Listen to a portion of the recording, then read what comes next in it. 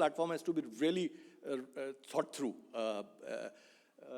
which is very, very different. I mean, benchmarking can be done with the European similar platforms, and then that has to be different. It cannot go like a regular procurement, what we do in a, say, a mine or a power plant. So IP rights, these are other revenue streams, in what way.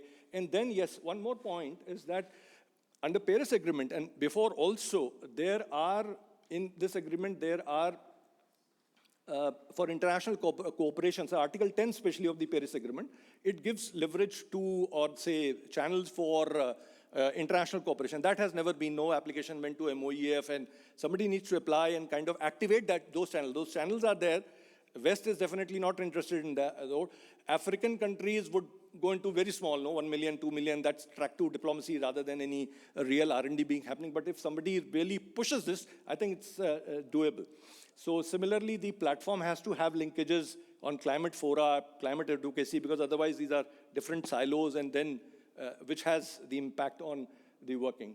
I come to my last slide, sir. And the net zero, now through this, the net zero thing means the basic message is we develop the technology on our own, and once that capability is there, that will help you to also get into the renewable IP. That's an important point, and that in the meanwhile, coal or say power being the main thing, you gradually increase the steam temperatures. Right now we are at 600, you go to 610, 650, that knowledge is there from the AUSC.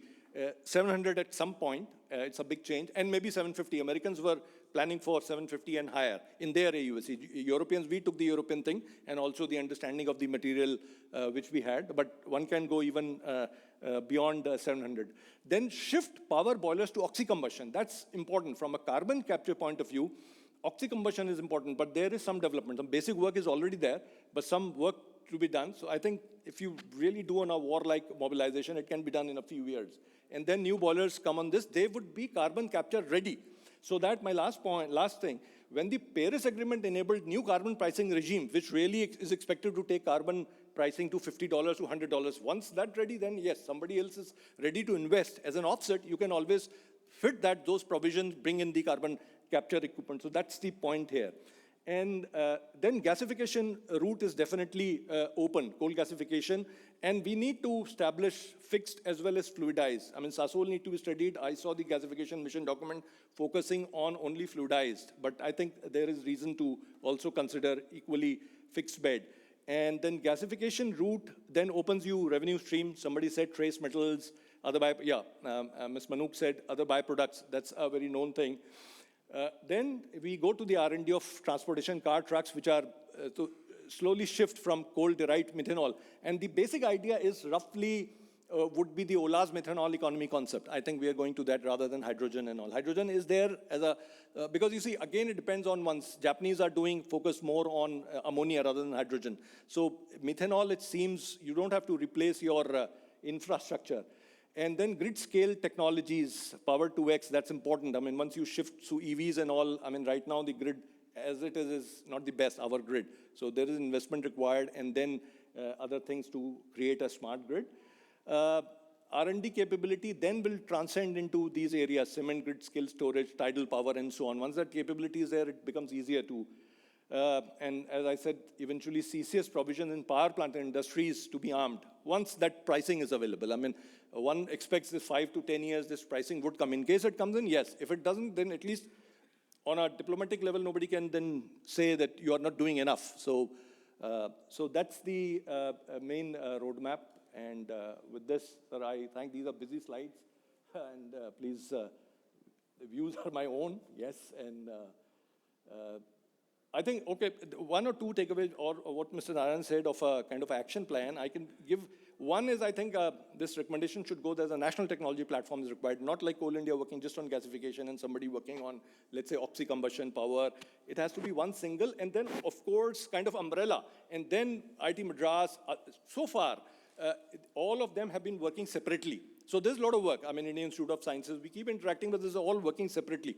And then to the scientists, the framework is not clear. Sometimes the research would go in a completely different direction, you know what to do with the output, no? So that happens. IITs and all, so that's one, National Technology Platform. Second is, I think, especially for a platform like this, Indian Coal Forum,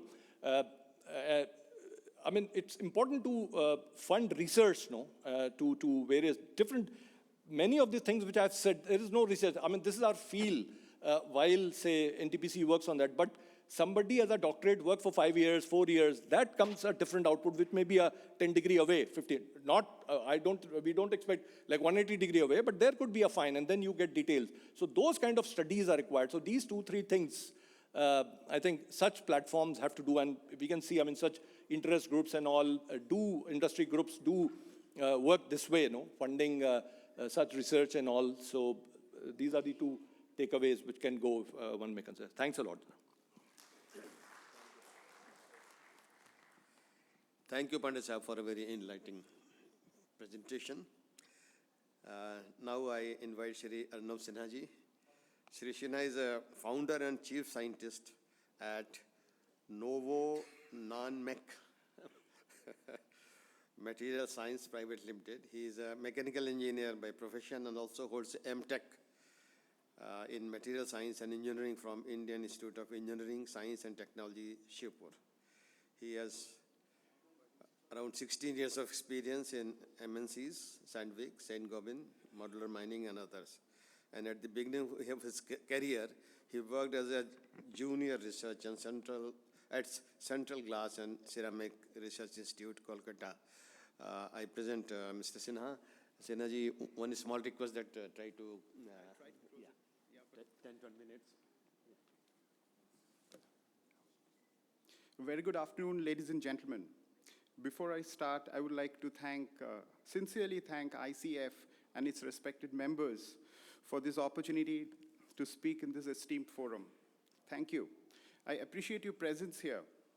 And as we explore how direct air capture technology can guide India towards achieving net zero emissions while still having coal as the primary source of power.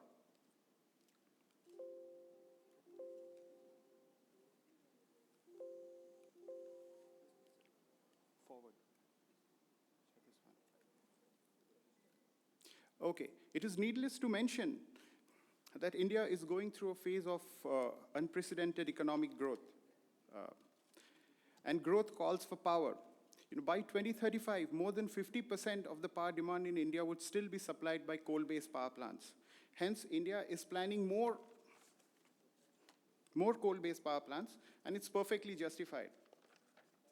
With coal-based power plants comes emissions. Emissions only from coal touched almost 2 billion tons in the year 2020, India only. And today, it will take us a staggering $1 trillion to remove the emissions from the atmosphere in a timely manner and using technology.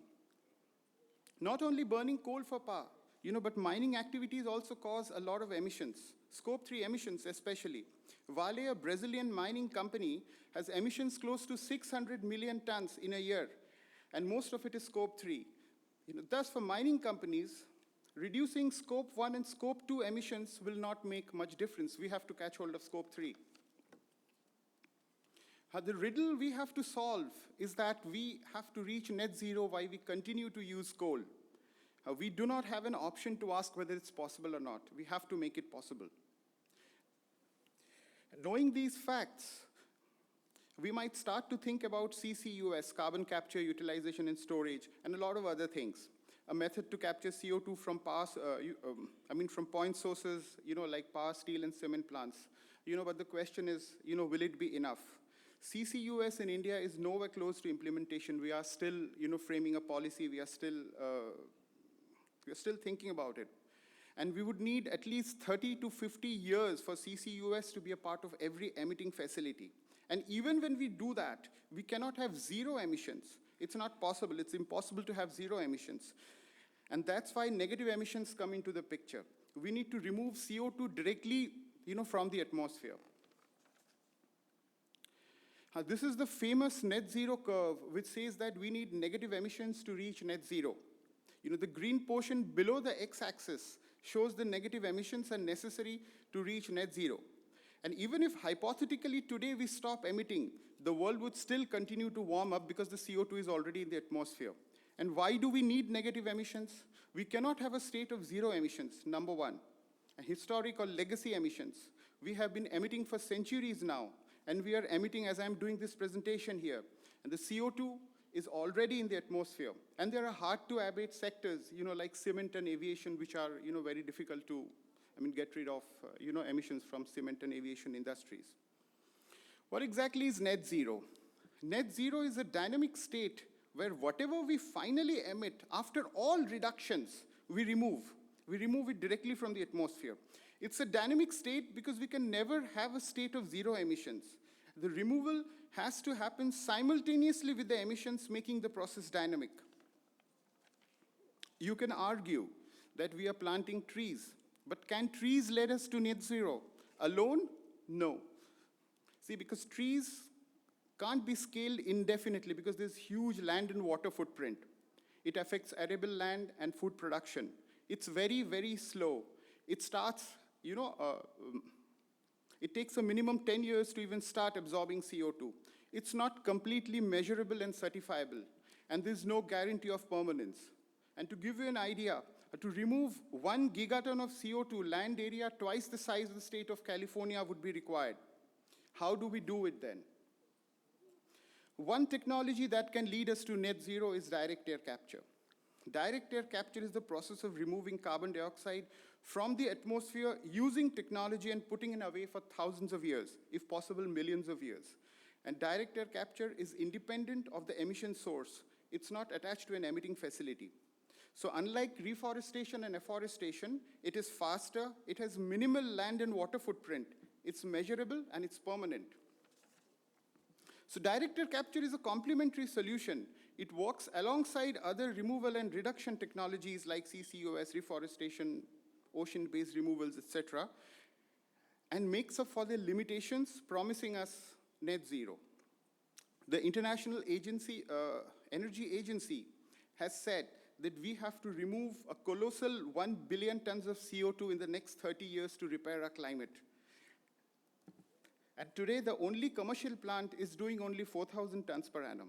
IPCC says that we have to remove 1 trillion tons of CO2 from the atmosphere via various methods, and one of them is direct air capture. The West has already started to work and invest in direct air capture. There are some direct air capture companies existing in Europe and the Americas. And one of them is Climeworks, based in Switzerland. It's the only commercial facility. Carbon engineering in Canada, it recently got sold for a staggering $1.1 billion to Occidental Petroleum. Global Thermostat is still piloting. It's based in the US. Some facilities, some of the direct air capture facilities look like these. So what do we do with the captured CO2? CO2 captured needs to be stored or sequestered underground. It needs to be sent to where it belongs. We feel that the best way to sequester and utilize the captured CO2 is in the recovery of coal-bed methane. In the process, captured CO2 is used to displace the absorbed methane molecules and increase methane production. Now, both DAC and ECBMR technologies are in their early stages. Both technologies